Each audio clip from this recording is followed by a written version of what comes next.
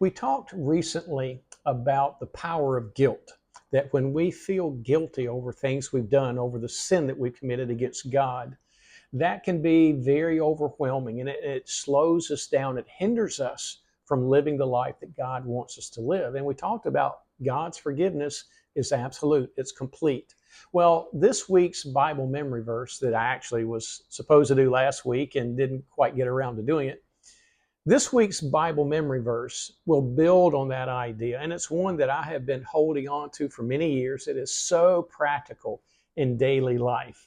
It's from Hebrews chapter 12, verses 1 and 2, and here's what it says. Therefore, since we also have such a large cloud of witnesses surrounding us, let's rid ourselves of every obstacle and the sin that so easily entangles us. And let's run with endurance the race that is set before us, looking only at Jesus, the originator and perfecter of the faith, who for the joy set before him endured the cross, despising the shame, and has sat down at the right hand of the throne of God. So that verse, those amazing words, are things that are words that have helped me for so many years in daily life, because again, guilt is a very difficult thing to deal with. And sometimes we hold on to it. And that is our choice. And that's what this passage is telling us, that we need to let go of that sin that is holding us back from reaching the potential God has for us.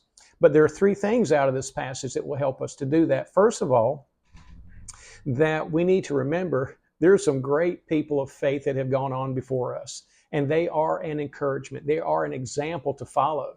And in fact, if you go back to the chapter before this is Hebrews chapter 12. Hebrews chapter 11 is often known as the Faith Hall of Fame because it mentions a whole list of men and women who lived by faith, some through very difficult times, and a number of them believing in promises that God had given that they never got to see completely fulfilled, but they knew God is a trustworthy God, a righteous God, a good God, and that he would honor those promises one way or another eventually. And in all of them, the people had to wait some length of time before it would actually come about. But they are examples for us to follow, and that we can learn from them, from their mistakes as well as their successes. But that's meant to encourage us and help us.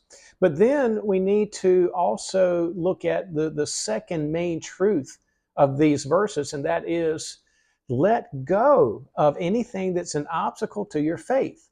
And that means when I have been forgiven of sin in my life, I need to know that not only has God forgiven it, and as we talked about, he's thrown it as far as the east is from the west. He says, I won't remember it any longer.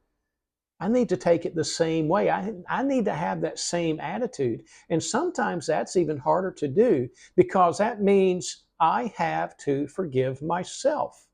And for some of the things we've done, that's a really hard thing to do, that I need to get to the point, not that I can ever forget what I've done.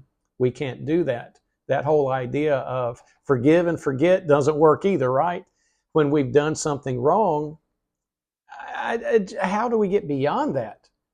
Even though we know God's forgiven us, how do we get beyond the guilt and the shame? Well, this says it is a choice of our will, of our attitude. We just have to reach that point to truly accept, first of all, God has forgiven it. If I've asked him for forgiveness, he's forgiven those things. And he is now at work in me to strengthen me, to help me, to help me move beyond those things. And he wants me to live beyond the guilt. The guilt is only meant to pull me back to him so that I do seek his forgiveness and do seek to restore that relationship that he makes possible. But I have to make that choice to let go of that sin that in this passage it talks about it like the snare that catches an animal. It's deadly. And when I hold on to that sin, it's just like an animal getting caught in a trap, heading toward its death. Nothing good's going to come of it. God has forgiven me, and I need to forgive myself as well and move on. That's the point. Do not stay in the guilt. Do not stay in condemning yourself because that's a hindrance. That's an obstacle to daily faithful living. But then the last thing it tells us here is to look at Jesus. In fact, as it said it, look only at Jesus, that as I am living my life of faith, and I recognize there are some other great people that have lived the life of faith before me that show that it can be done, that we can stay faithful to God even through hard times. They give me encouragement, but I couple that with that idea of my forgiveness is complete. And in all of that, I am always looking back to Jesus, because that's where it all comes back to anyway, right? Because Jesus died so that I could be set free from the power of that sin. That sin can no longer condemn me to death for eternity. And that sin, once God has forgiven it, and I have let go of it, it can never again control me. Not unless I bring it back and still hold on to it with that guilt.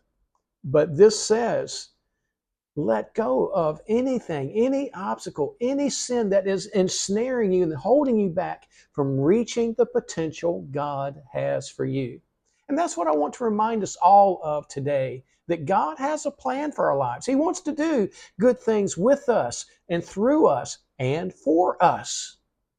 But I limit that when I hold on to the sin and I let that stop me from following God, from being faithful to God and doing the things He wants me to do.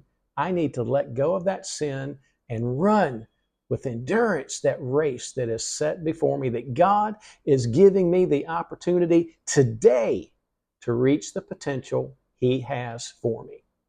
I hope that's encouraging to you this week, and that it will help you be able to live a better life of faith. Hope you'll join me again next week too. Thanks.